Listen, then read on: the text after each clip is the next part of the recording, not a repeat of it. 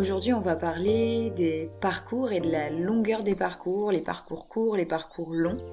Bon, je suis en rémission de maladie, donc ma voix est encore un petit peu cassée, mais je vais faire du mieux que je peux pour enregistrer cet épisode et que ce soit quand même agréable à écouter. Je sais que la question de la longueur des parcours, on se la pose souvent. C'est quelque chose qui est assez naturel quand on voit aussi autour de soi d'autres parcours. On a tendance à se comparer, à calculer aussi depuis combien de temps on est en parcours sacré et à se demander aussi pourquoi c'est si long. Je suis la première à le faire et à l'avoir fait, à me demander pourquoi ça reste comme figé par moment, pourquoi est-ce que ça va pas plus vite. Et du coup, j'avais envie de me poser un petit peu pour vous parler justement de cette notion de temps en fait dans le parcours et aussi de comprendre pourquoi il y a des parcours plus longs que d'autres et se poser la question aussi de savoir si on peut accélérer ce parcours. Est-ce que c'est possible de faire en sorte d'avoir un parcours court? Je pense que la première question à se poser quand on parle de longueur de parcours et de la notion de temps, c'est pourquoi vouloir accélérer le parcours? Et je pense que les personnes qui se posent cette question et qui ont envie que le parcours aille plus vite, en général, c'est souvent des personnes qui sont de la même polarité que la mienne, donc à savoir les chasers initialement, parce que on a un rapport au temps qui est très particulier. On est souvent très impatient de nature. On aime que les choses se passent vite et se passent de la manière dont on l'a décidé.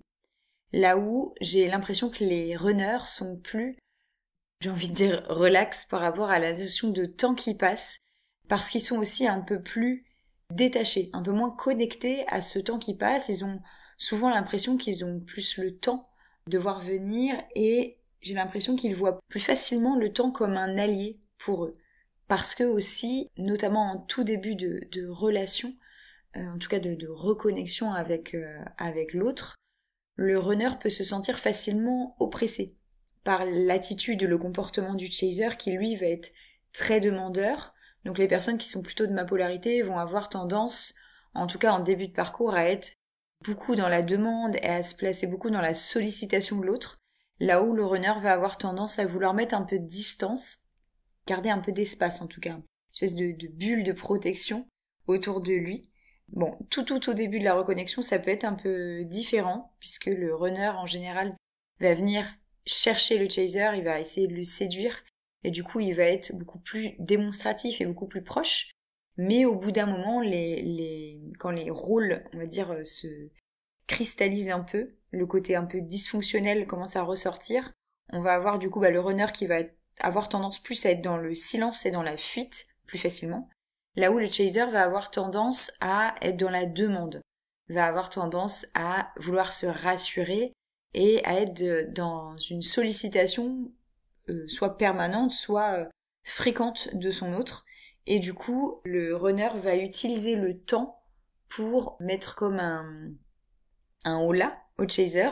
Il va utiliser le temps à son avantage pour pouvoir prendre la distance dont il a besoin avec son autre qui peut vite l'étouffer ou l'oppresser. Là où le chaser va avoir tendance à avoir peur du temps. Il va avoir tendance à avoir peur du temps qui passe. Il va avoir l'impression que plus le temps passe, plus son autre s'éloigne de lui. Ce qui est pas forcément vrai, ce qui est pas vraiment vrai. Voilà, je pense que c'est intéressant de se poser la question quand on est chaser de pourquoi on a envie que le temps passe plus vite dans ce parcours. Et pour moi, il y a plusieurs choses. Il y a donc cette notion d'impatience que j'ai mentionnée, le fait que le chaser est très impatient que ce parcours se passe pour pouvoir être réuni à son autre. Et de l'autre côté, pour moi, il y a aussi une notion de contrôle. Les chasers, ce sont des personnes qui ont en général en blessure principale la blessure d'abandon. Je rentrerai peut-être dans le détail des blessures respectives dans un autre podcast parce que sinon ça va être très long. Donc en fait, le chaser, il a cette blessure d'abandon sur laquelle souvent se greffe la blessure de trahison. Et pour pas trop souffrir des blessures, en tout cas avoir l'impression qu'on souffre moins des blessures, on met en place des masques. Donc c'est une partie de nous qui est l'ego qui va utiliser des masques pour nous protéger, ou en tout cas en apparence. Et donc, l'ego, pour se protéger de la blessure d'abandon et avoir en tout cas la sensation de ne pas la ressentir, il va mettre en place un masque de dépendant. Et donc ça, c'est ce qui va ressortir tout au début de la relation entre deux personnes dans un parcours sacré. Comme il y a souvent la blessure de trahison qui va se greffer sur la blessure d'abandon, on va mettre aussi en place un masque de contrôlant. Parce que pour éviter de se faire trahir, on va se dire que, en tout cas inconsciemment, on peut éviter de se faire trahir en contrôlant les autres autour de soi. Et la volonté aussi de vouloir avoir un parcours court et d'accélérer ce parcours, ça fait aussi partie de ce masque de contrôlant, de la volonté quelque part de reprendre le contrôle sur ce parcours qui est tout sauf contrôlable et qui est extrêmement perturbant. Ensuite, si je rentre vraiment dans les différences de longueur de parcours, je pense qu'il est intéressant de comprendre aussi pourquoi il y a des parcours qui sont plus longs que d'autres. Je sais que j'ai entendu beaucoup de choses à ce sujet, il y a des choses qui sonnent pour moi justes et d'autres moins. Je pense que la longueur des parcours sacrés, elle est due à plusieurs choses, à une chose que j'ai déjà mentionnée dans le dernier épisode, il me semble, notamment qui est la nature originelle des liens d'âme. Parce que là, je parle des parcours sacrés qu'on étiquette flammes jumelles.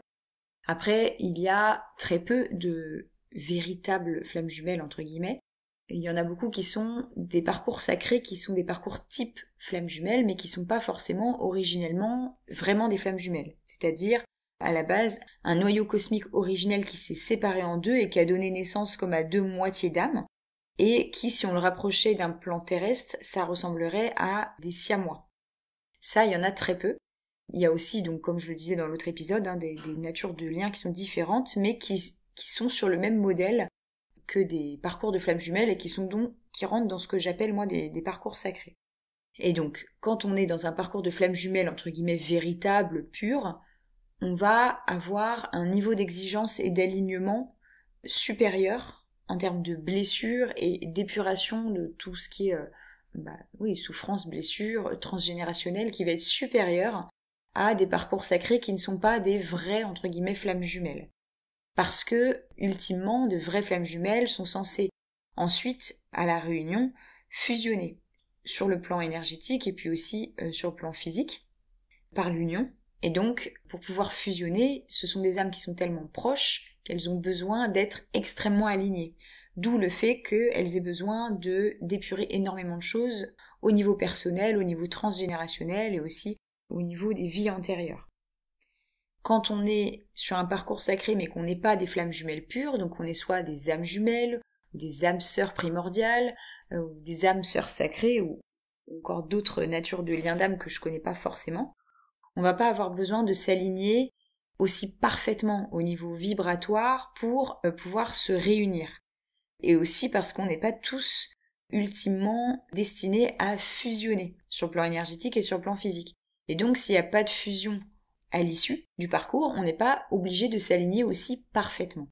C'est un peu technique, mais en gros ça explique pourquoi il y a des parcours qui sont plus longs que d'autres, parce qu'il y a des natures de liens qui sont différentes et que plus on va avoir une nature de lien qui fait qu'on est proche, extrêmement proche en termes d'origine cosmique de lien, plus on va avoir besoin de s'aligner parfaitement. Et évidemment, pour pouvoir s'aligner parfaitement, ça demande du temps. Parce que déjà, apaiser des blessures, épurer des blessures, rien que les nôtres dans cette vie, ça prend du temps.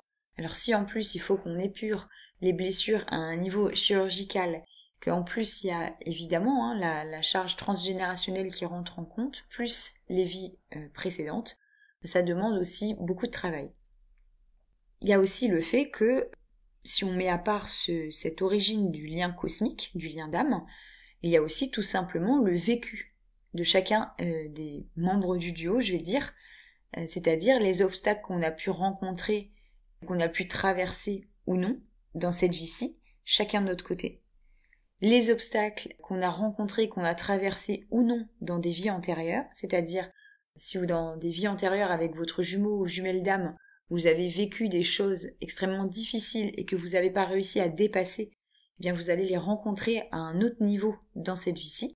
Pour vous donner une petite illustration pour que ce soit un peu plus concret, je sais que dans une vie précédente, j'ai vécu une vie avec mon jumeau d'âme où on devait vivre caché, donc cette relation amoureuse qu'on avait devait être cachée, notamment parce que l'un des deux n'était pas disponible, et donc était déjà engagé avec une autre personne, et en plus parce que on venait de milieux sociaux différents, et donc c'était mal vu à l'époque d'être avec quelqu'un qui n'était pas de sa classe sociale. Et donc on a vécu cette histoire d'amour de manière complètement cachée, et quand ça a été découvert, en fait on a été séparés et on n'a jamais pu se réunir. Là où dans notre vie précédente on cachait cet amour aux autres, dans cette vie-ci on l'a caché aux autres et on se l'a caché à nous-mêmes, c'est-à-dire qu'on se voyait mais on ne s'avouait pas nos sentiments respectifs, et même pendant des années, on ne s'est pas avoué nos sentiments l'un à l'autre. Donc il y avait une couche de déni supplémentaire parce que, comme on revit une vie ensemble et qu'on est censé dépasser cet obstacle qui nous avait séparés, eh bien on est comme à un niveau supérieur de difficulté, on va dire. Moi je le vois un peu comme un jeu vidéo où en fait, effectivement, on reprend les mêmes joueurs mais avec des rôles différents, et pour être sûr qu'on dépasse bien l'obstacle, eh bien du coup on va rajouter un niveau de difficulté. Et ça je le sais notamment parce que j'avais demandé à mes guides des explications quant au fait que je m'étais menti à moi-même pendant si longtemps sur mes sentiments envers mon autre, alors que c'était tellement évident.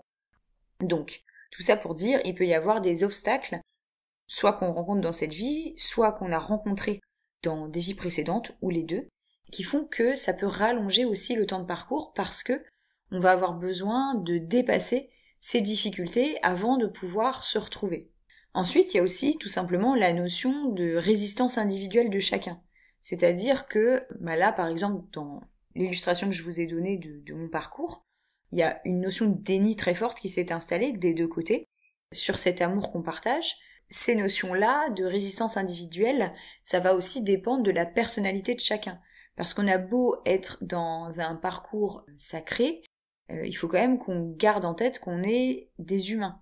Et que en face de nous, certes, il y a notre jumeau, notre jumelle d'origine divine, comme tous les êtres humains qui sont sur cette terre, mais il y a aussi tout simplement un être humain avec ses difficultés et ses résistances. Et donc, il va y avoir plusieurs choses qui vont rentrer en compte, et notamment le déni, que l'ego peut mettre en place aussi pour, en tout cas, avoir l'illusion de nous protéger, et le fait de dépasser ses propres résistances, et que notre jumeau jumelle dépasse ses propres résistances, ça aussi parfois ça demande du temps.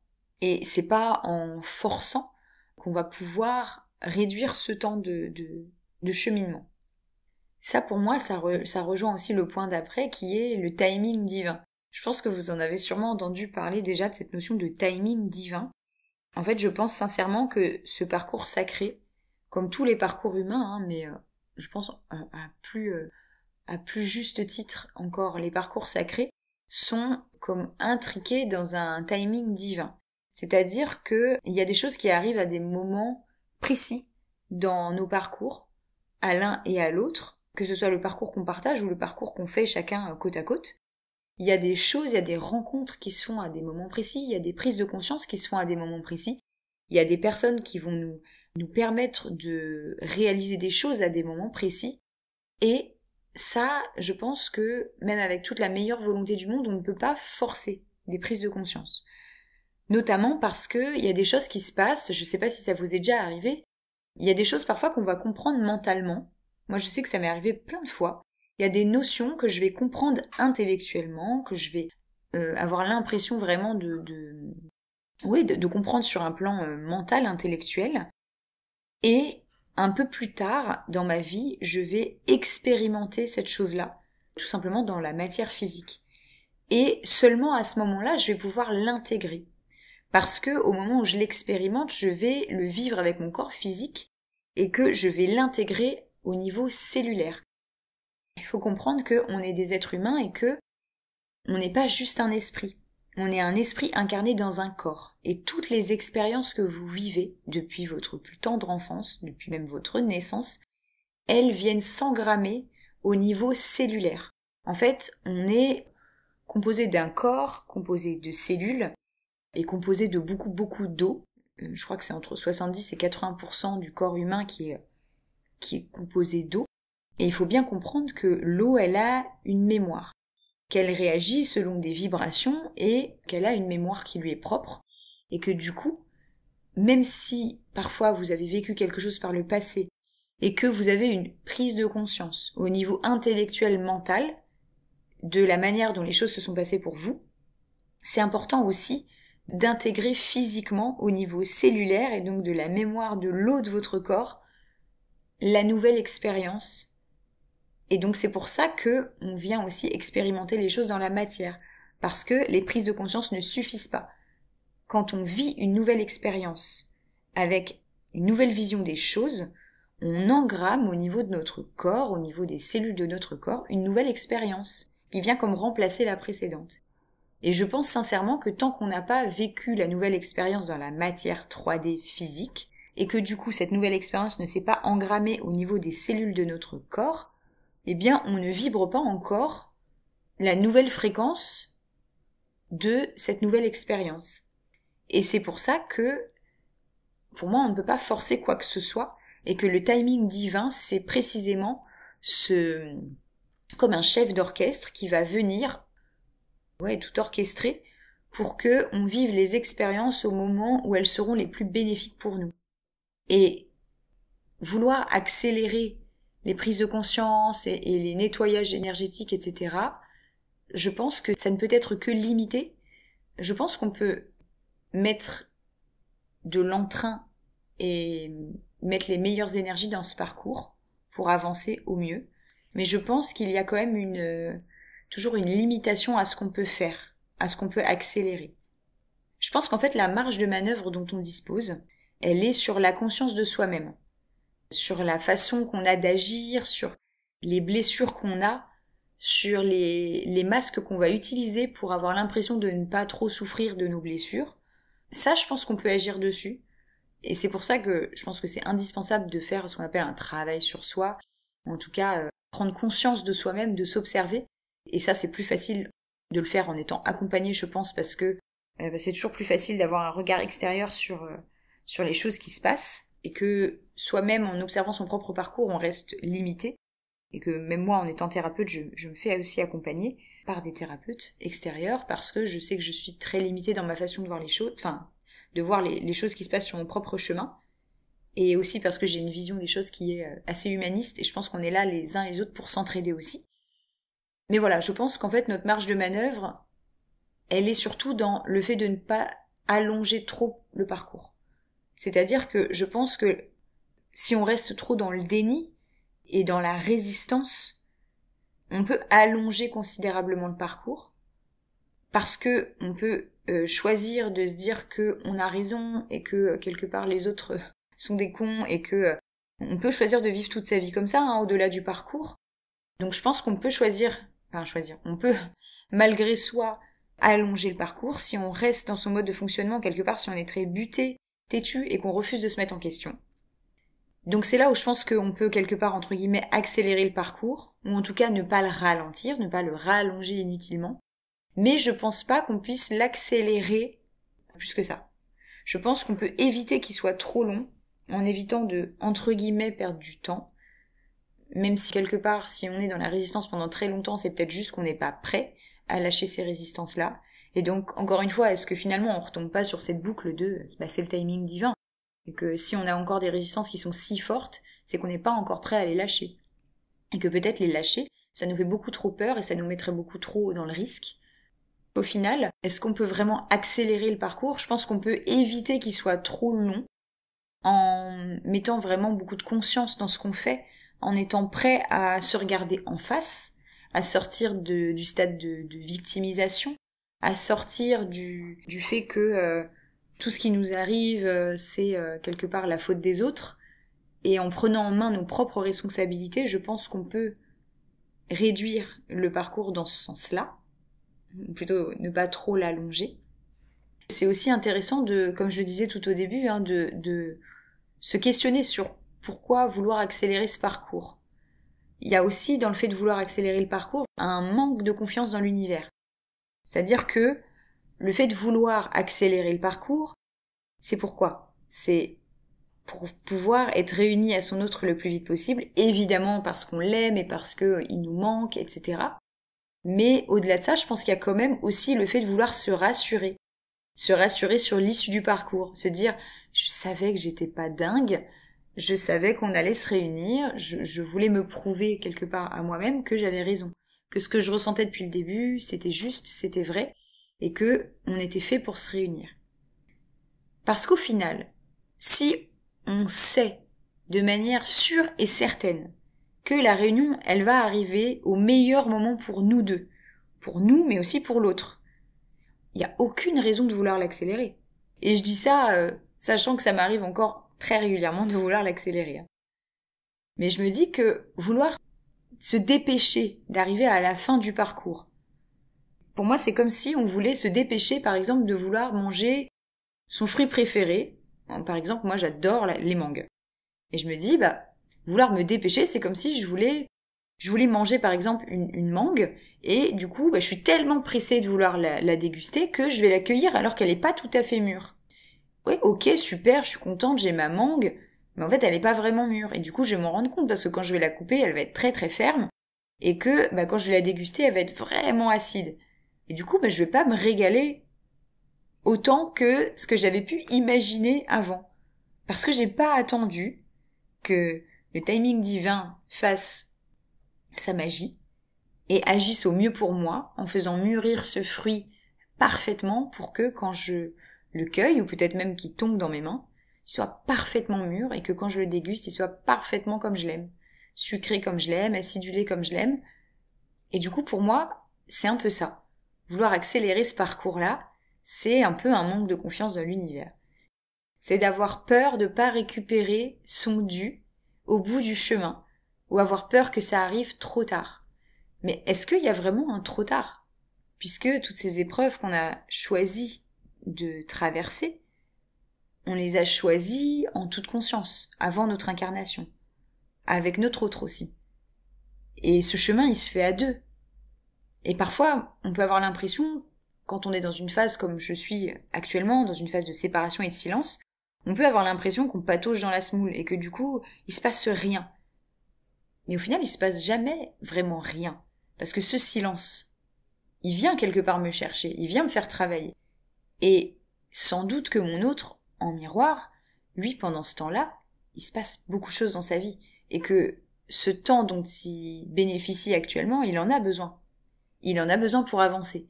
Et imaginons que vous voulez accélérer ce parcours et que vous allez tout faire pour que votre autre reprenne contact avec vous et qu'il voit à quel point vous avez avancé, vous avez évolué, etc., etc.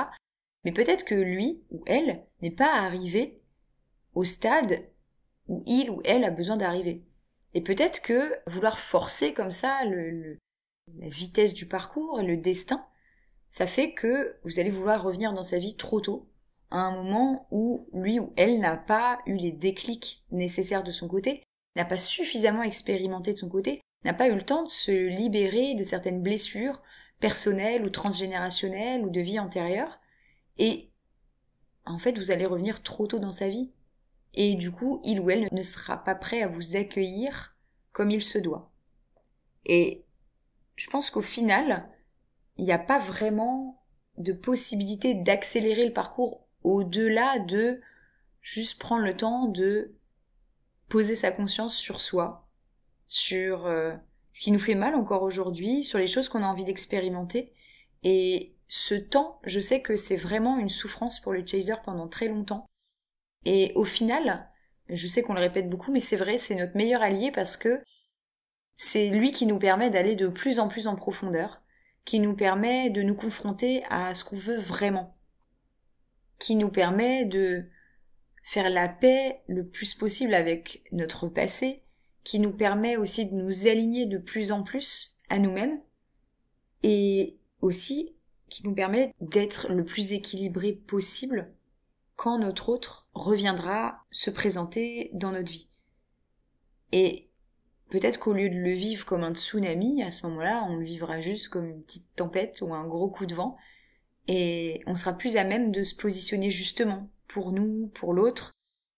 Et je pense aussi, de ce que je vois, de ce que je lis, des témoignages que je reçois, qu'il y a beaucoup de chasers qui attendent, c'est-à-dire qui se concentrent sur leur autre pendant ces temps d'attente, entre guillemets. C'est-à-dire qu'il y a des temps morts dans ce parcours. Il y a des temps où on n'a pas de nouvelles de notre autre.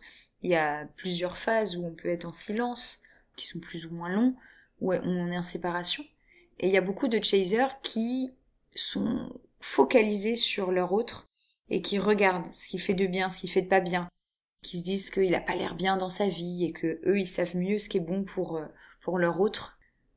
Mais si vous prenez le temps de vous concentrer vraiment sur vous et de regarder ce que ça vient chercher chez vous, c'est là où vous allez perdre un peu la notion du temps et en tout cas où vous allez trouver plus de paix dans ce temps qui passe.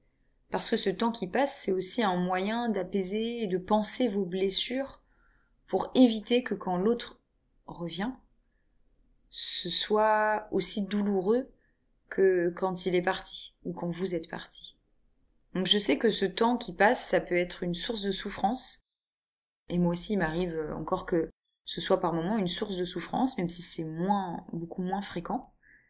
Mais dans ces moments-là, j'essaye de me remémorer le fait que, en fait, le temps c'est vraiment un allié et que je serais pas prête aujourd'hui à accueillir mon autre dans ma vie s'il n'a pas suffisamment avancé, dans le sens où par exemple, s'il était au même point qu'au moment où j'ai coupé le contact, je serais pas prête à l'accueillir dans ma vie de la même manière qu'avant.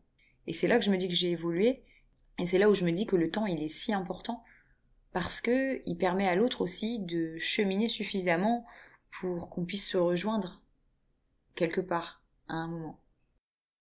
Si vous voulez me partager, vous, comment vous vivez cette notion au temps qui passe, et est-ce que vous avez l'impression que votre parcours est long? Est-ce que, au contraire, il y a des choses qui se passent plus vite dans votre parcours, enfin, rapidement, dans le sens où je remarque que les parcours récents semblent aller vraiment beaucoup plus vite que les parcours qui ont commencé il y a quelques années, voire même il y a plusieurs décennies de ça. N'hésitez pas à me partager vos histoires, vos petits bouts de vie en commentaire, ça me fait toujours très chaud au cœur de lire vos partages et de voir aussi que vous pouvez interagir entre vous et vous apporter du soutien dans les commentaires. Je vous dis à très vite pour un prochain épisode et en attendant, moi, je crois en vous.